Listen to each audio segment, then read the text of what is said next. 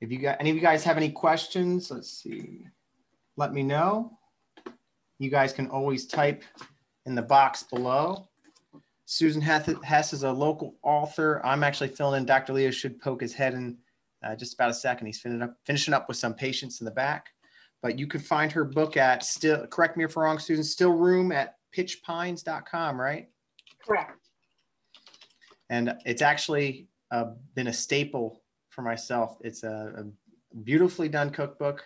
And I use my favorite's the Poor Man Crab Cakes. So you guys, yes, that is my absolutely favorite. And Lydia knows that. My wife knows that. So I'm typing down low. And if you guys need the @ handle, I'll give that to you. But I'm just going to let you do your thing, Susan. I'm going to give you the floor right now. And you are good to go. Okay, let me just get this right here. Also your Twitter handle for the younger followers down low too. Okay, well, I feel like I have to clarify the title of the talk tonight was this very large sentence that said how to use herbs properly or something like that. And I balked a little bit because that's a lifelong study, honestly. But I thought that it would be really interesting to explain how people around the world have learned to use herbs, not by taking supplements, not by reading a book, not by researching it on Google, but by information that has been passed down from families to families for thousands of years. In fact, the domestic kitchen has been the epicenter of care and nourishment and healing for many thousands of years. And imagine a time when there was no distinction between foods and medicines. They were combined. Herbs were combined with foods and foods were combined with herbs because there may not be doctors close by. So they had to rely on what grew close by or what they were able to grow in their gardens or to harvest or gather. It's estimated, the last time I researched this, it was estimated that 60 to 80% of the world's population, now that comes to like 6 billion people worldwide, still rely on some form of plant medicine, plant-based medicine and healing foods as their primary source of healthcare. But despite regional differences, different places around the world, most cultures rely on the taste of things that they cook. When I say taste, I mean, I'm going to narrow it down to 5 basic tastes. And imagine, I'm going to just list them all in case anybody's taking notes. But this is a really compressed version of the taste of foods, but I think it's a good introduction. So people can learn how to introduce these things into their daily lives to keep themselves healthy. So the 5 tastes, and this is based on Chinese medicine and Ayurvedic medicine, and of course, all other smaller modalities of healing around the world, but those are the 2 big ones that have been documented fully. So the 5 tastes that I'm going to talk about tonight are pungent, bitter, sour, salty, and sweet. All right, I'm going to start with pungent because I think that is the one that people will most identify with and recognize and be familiar with. So the pungent flavors are, and these are just a few now, cayenne, garlic, ginger, horseradish, onions, any kind of mustards, and wasabi. The pungent flavor is the hottest of all the tastes. And when people eat these different tastes, they provoke a physiological response in the body, a different physiological response in the body. The pungent taste provokes an increase in blood and lymphatic circulation. Now, if you've ever eaten some hot sauce or cayenne pepper or horseradish or anything, and it was just a little bit too much, you know what happens. You immediately get warm from the inside out. You might start to sweat.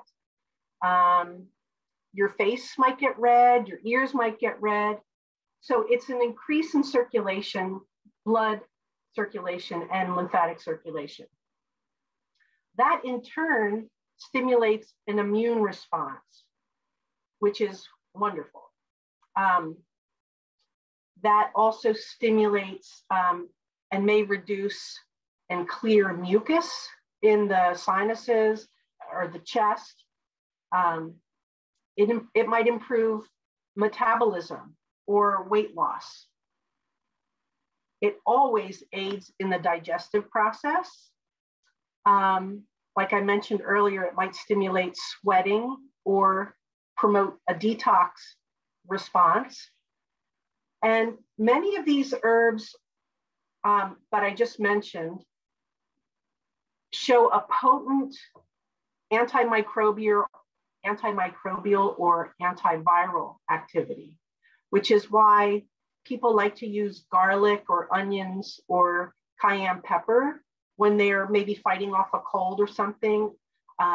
If you have a stuffy nose, you can always use horseradish. It would make your nose run. It just stimulates all kinds of circulation in the body. Now, there's a little bit of a subset under pungent. The ones I mentioned first are very hot, spicy, hot, I would say hot taste. The spicy taste, which is a subset of pungent, are more the culinary herbs and spices that we're familiar with. I'm just going to mention a few again because there are so many. Cinnamon, fennel, some of the mints, lemon balm, lavender, garden sage, thyme, rosemary, lavender. All of those are common culinary herbs that we're pretty much familiar with. They're less hot, they're less stimulating. But the way that these spicy herbs are described are carminative in nature. And what carminative means is it just helps us digest our foods properly. So many cultures around the world will start a meal with something that is carminative in nature to stimulate some digestive processes, or after a meal, if we've eaten too much and we need to help digesting food, or we need help to reduce bloating or gas, carminatives are what our number one go-to is. So it increases appetite before a meal, and after a meal, it promotes proper digestion, relieves gas, digestive cramping. And a lot of these are also antiviral and antibacterial, but these can have a calming effect. All of those essential oils, you know, when we're chopping herbs and we smell mints, or we smell, I always call them the pumpkin pie spices, cinnamon and nutmeg and cardamom. All of those herbs, even though they're digestive aids, they also have a calming response to our nervous system. So that's kind of good to know. Those are the teas that we like to drink at the end of the day to calm down and relax, or help us go to sleep at night. So that's pungent with a subset of spicy. The next taste I'm going to describe is one of my favorites, but it's not surprising that most Americans kind of avoid this taste in favor of something that might be sweet or salty, but this is the bitter taste. And some people call it an acquired taste. I know, I don't think my kids like that flavor very much. I try to encourage them to take bitter herbs after a meal or before a meal. They're not fond of it, but it's an acquired taste. But if you can get past that initial unpleasant, unpleasant taste, I think you will find that it's well worth the effort to get to know and understand how the bitter taste aids our bodies. This bitter taste is something that you would take, and I'm going to list some of them at the bottom of my list here. This is something that you would want to take before a meal, because the bitter taste, as soon as you taste it, it will start to stimulate digestive response. So it stimulates the gallbladder, the liver, and the pancreas to receive the food you're about to eat. It helps produce a multitude of digestive fluids and enzymes. As a bonus, the bitter taste will help to aid and improve in elimination. If you're somebody that kind of suffers with chronic constipation, even better, the bitter taste reduces sugar cravings, it reduces cholesterol, and it also, taken on a regular basis, the bitter taste can help reduce elevated sugar levels. Some of the bitter foods that I'm going to mention here tonight that might be familiar to you are a lot of the bitter greens that you can buy in a grocery store, like arugula, collard greens, kale, dandelion greens. 100% I would recommend dandelion greens at the top of my list.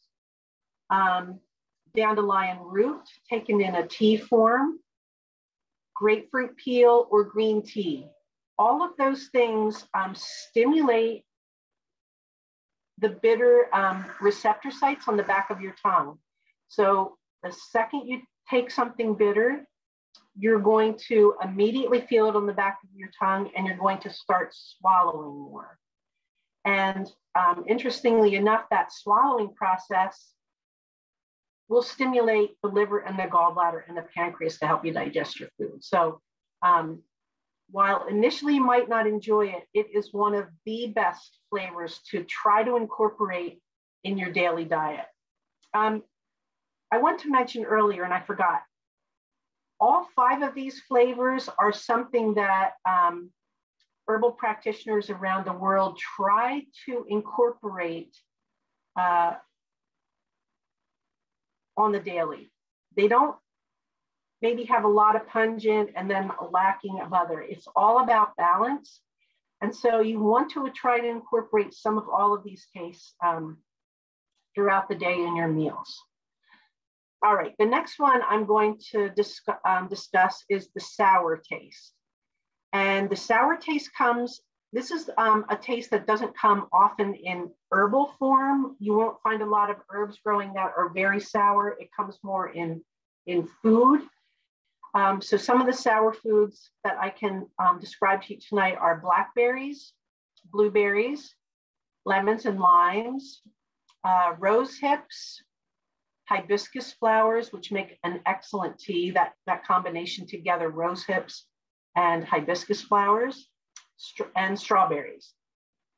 All of these foods are rich in flavonoids and antioxidants, and the flavonoids strengthen the integrity of small capillaries, veins, and arteries in the body.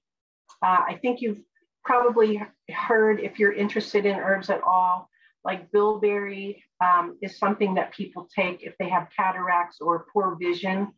A bilberry supplement or a blueberry supplement is something that helps to strengthen the capillaries and veins in the eyes. The sour taste is also beneficial for both the liver and the eyes. These 2 parts of the body require more antioxidants than any other part of the body. And the liver, the Chinese will call the liver the general of the body. And so it's really important to take care of your liver and to strengthen it as much as you can, because it has like 500 jobs in the body to take care of us. Sour foods are also used to reduce tissue inflammation, especially in the mucous membranes of the sinus, throat, and intestines.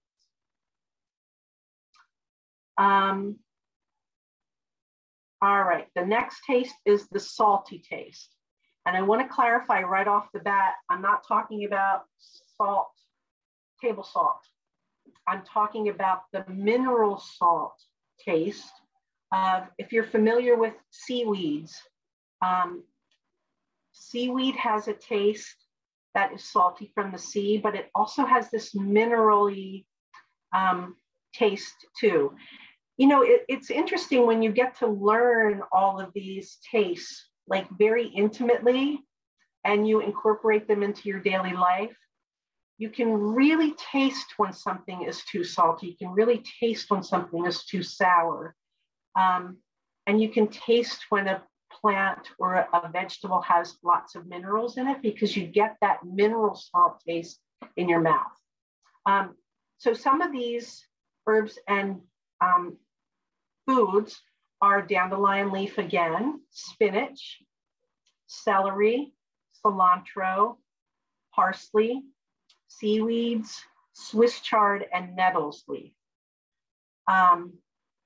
If you've ever steamed spinach and you eat a lot of it, you'll find what happens is it kind of coats the inside of your mouth and makes it feel funny. That's the mineral salt taste coming out. When you have a salty herb, when I say salty, I mean mineral salt. I don't mean table salt. I just want to make sure I explain that properly. The salty herbs and foods that I just described are highly nutritive. They're full of lots of minerals. And most of these things are mild diuretics that nourish and support the kidneys. And if you're somebody that already takes diuretics, you know that they can deplete potassium in your body. So the doctor will often recommend to eat a banana or something if you're on diuretics. But all of these are potassium sparing diuretics. They do not deplete the potassium in your body. So they're safe to take. They're actually very, very nourishing and nutritive. The salty taste nourishes and strengthens your bones, your teeth, your hair, and your nails. It's best to use this taste in somewhat of moderation, because if you're someone that is prone to edema and high blood pressure, it's possible if you use these foods excessively that it will elevate high blood pressure. So all in moderation here. And the last taste that I'm going to describe is the sweet taste. And I always joke about this taste because when people think of sweet, they're like dreaming of ice cream and pie, but it's not that kind of a sweet. It's in other cultures, they might use sweets, what they consider sweets, as something that is nourishing, that restores strength and vitality after an illness. They're especially nourishing and rebuilding to the lungs and the immune function. So if you've been sick for a long time, if you've been coughing, if you're one of those people that get a cold and you have it for 6 weeks, you cough for 6 weeks and you just about recover, and then you get another cold, you need to rebuild and nourish your immune function. And one way to do that is with the sweet taste. Most sweet herbs and foods are used in small amounts. Again, this is something that is minimally, you need a minimal amount to nourish and help you feel comfort and satiated. They are anti-inflammatory and healing to the gut lining, like in case of ulcers or gastritis or any kind of irritation the entire length of the alimentary canal. So let me list some of these sweet tastes for you. They might use bananas, dark orange winter squash like Hubbard squash, one of my favorites, dates, figs, whole grains like rice, brown rice, beets and carrots are considered sweet. And some sweet herbs are things, some herbs are fennel, cinnamon, or licorice root. Sweet herbs are moistening to lung tissue, especially in the case of dry cough. So those are the 5 tastes in a nutshell. there's volumes of information out there. I know Connor mentioned this a little bit earlier, but oh, this is not showing very well, but I wrote a book on the Herbal Medicine Cookbook that has lots of recipes in there describing how these tastes help the body to maintain, to be nourished. And it's a great way to start herbalism rather than to try to memorize what herb is good for which condition. Using the taste of herbs and understanding how tastes have different physiological impacts on the body is a huge, really important way to start learning herbs. And I really encourage you, if you can find some books to teach you this a little bit. If you even Google something called The Taste of Herbs, there's lots of information out on the internet right now. It's better than memorizing which herb for which condition. I highly recommend it. Are there any questions out there? If you guys have any questions, you can follow up below, right in the text box, or if you have any personal questions, you feel free to shoot me a message, and I'll Sue, if that's all right, I'll give your that's fine. Email. Perfect. Well, I found that incredibly useful to myself, and I was just tickled that you were able to share all that information with us, because like I said, everyone, I use her book at least maybe every 2 weeks to make those crab cakes. That's one of them. They're my favorite. So Sue, can you tell us a little bit more about the still room? Are you in the still room right now? Is this because you? I am. I love the jars behind you. Well, I am an herbalist and an educator, and I taught in Pennsylvania from 2000 until 2017. When I moved to New Jersey, I was teaching in Pottstown under the name Farm at Coventry. Hey, Dr. Leo. And then in 2017, I moved to New Jersey, and I changed the name of my business to the Still Room at Pitch Pine, and I've been teaching down here for the last 5 years, except during COVID. I had to do my Zoom teaching over during COVID time, but I'm hoping to get some people back pretty soon again. Very cool. Very cool. And not to brag, but I've got a signed copy of the book. So you guys should get your book and then drive to New Jersey, get it signed. Well, I could actually, if anybody wants to order it, I'd be happy to sign it and bring it to the office, or I can mail it for sure. That'd be wonderful. It's so good to see you, Sue. You too. Can't wait to come up there and get adjusted. You got it. Well, if you guys have any questions, feel free to reach out. Please check out her website at stillroom@pitchpines.com. And her book, again, is the Herbal Medicine Cookbook, Everyday Recipes to Boost Your Health. We all need it, especially nowadays. So thank you. Sue, thank you so much. Everyone, have a good rest of your day. Thanks so much. Bye.